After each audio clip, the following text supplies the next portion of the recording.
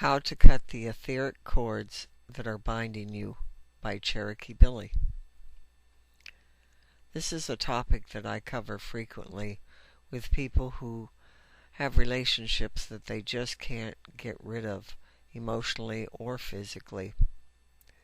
So the reason why people cut cords with others is to generally move on from that person and let them go energetically. That means on an energy level as well as on a physical, spiritual level. People who we are close to form etheric bonds with us that resemble cords of energy that link one person to the other. These are etheric cords. So think of ether as a kind of energy, which, well, everything we think or feel is an energy. If you have seen the cords, and we can often see them in meditation, they describe them as often dark in color and sometimes light. It depends upon the intensity and the attachment from the other person. The bonding itself can be light with just a slim cord, or you can be corded heavily and with many different cords with another through your chakras or all throughout your body and spirit, and you can have thick multiple layers going through you. And these attachments are either mentally, emotionally, sexually, or all of the above. Of course, when you care about another, the cording is not a problem, like that with a mother and her child. The cords act as a way we send and receive psychic energy between chakras, theirs and ours. The more energy we send, the bigger the cords, and this is normal in any relationship. Communication between chakras is how a lot of communication happens between people. However, when we want to let something go because we aren't moving on, the cords and the continuing psychic energy communication between them can hold us back. Luckily, there are easy ways to remove the cords. No cord is meant to be forever.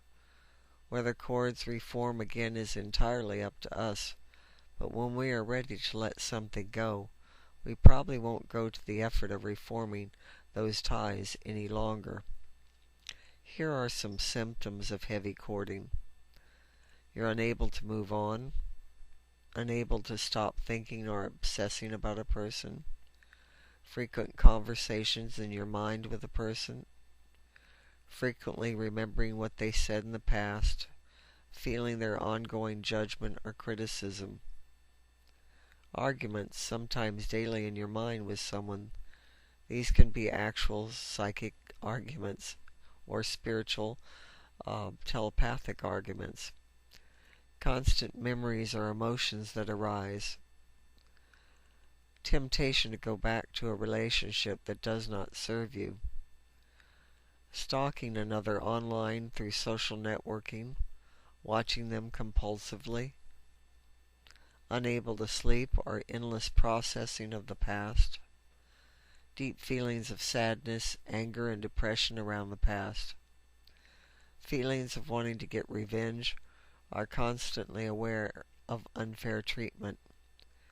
Crying a whole lot, being an emotional wreck. Turning down other offers and invitations, stuck in the past, feeling uninterested in life. Here's what you can expect once the cords are cut.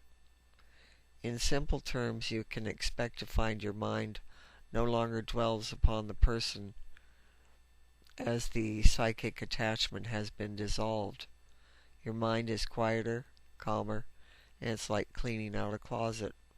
All those emotions associated with that person dissolve as the communication between you ends. You now have extra space in your mind to fill with something better, and you will certainly be clearer in intent. Imagine the freedom you can feel having that extra peace of mind, letting go of unwanted baggage, not to mention being free emotionally as well. If it sounds too good, you may be wondering, why don't we all do this on a regular basis? why don't people know about this? The reason is simple. We have not been taught this in our world or in our lives, and we tend to believe in only what we see. This is where you have to turn to the spiritual, and these spiritual psychic cords of attachments go unnoticed, and we tend to carry unwanted energy and connections around with us many more years than we need to. When you do a cord cutting on the etheric cords that bind you, everything listed, all these symptoms will lift. Some people some people find the change immediate, and this can often happen. With whom should you cut the cords? You can cut the cords with any person who is bothersome to you physically, emotionally, or spiritually. That is to say, anyone who sends you strong energy and who intrudes on your thoughts and emotions even when you are alone. If you're done with a person but find they always intrude on your thoughts and you can feel them around you or in your mind, you can cut the connection by cutting the etheric cords that attach both of you.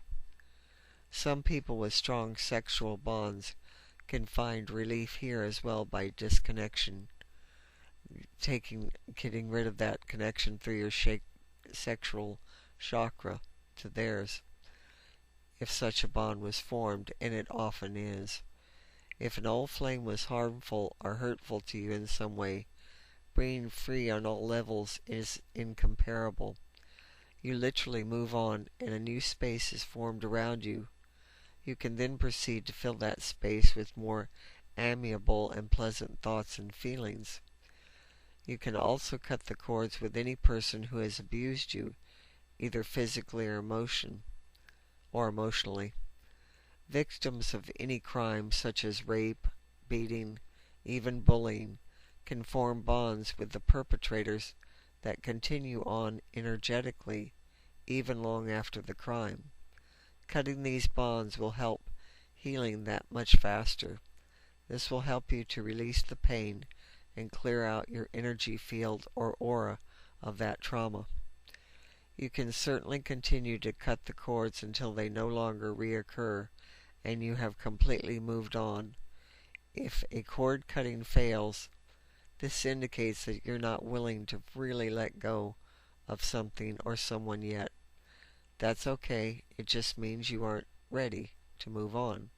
There may be a lesson in this relationship you have yet to master, and your current attachment is giving you the opportunity to learn the lesson for good. We come now to the actual cord cutting process. So get ready. Here's how we do it. Cord cutting is done in conjunction with our loving angels and spirit guides, who surgically remove the etheric cords that bind, cutting them completely from our auric field. While it is our angels who do the work for us of cutting and removing, our main job is to ask them to do so. We can't just assume our angels know we want our cords cut. Angels cannot interfere or intervene unless we invite them to do so. Therefore, we must actually ask or invoke our angels and guides into action.